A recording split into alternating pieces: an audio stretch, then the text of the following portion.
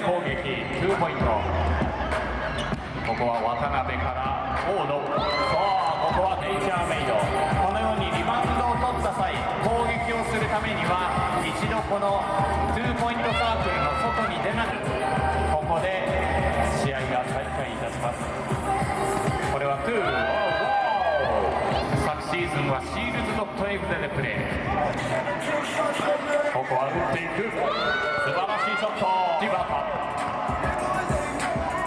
この柴田選手もプレミアの選手歴非常に長いファウル。チームファウルは1ゲームで7つ以上になると相手にフリースローが2本。2点差。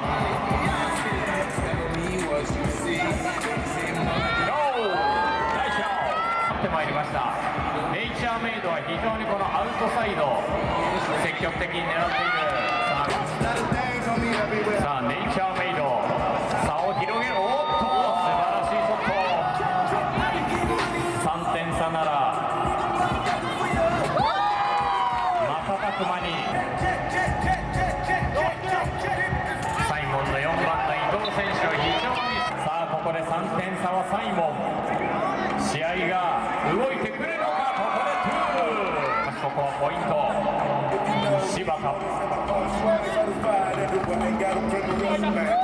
辺。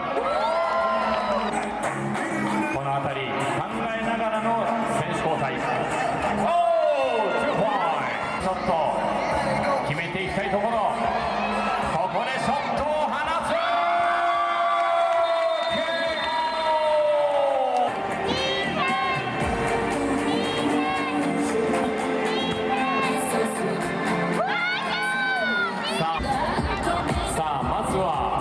20秒経たないところで両チーム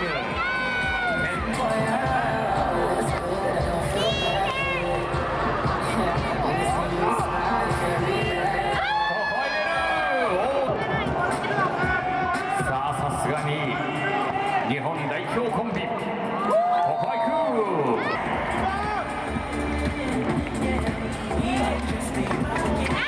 さあ得点が動く。さあここは大野恭介。これは決める。ナイスショット。5秒になるところ。自分で行く。ネイチャーメイドのセグゼ。おっといきなり2ポイント。大野。さあ大野兄弟。Let's go。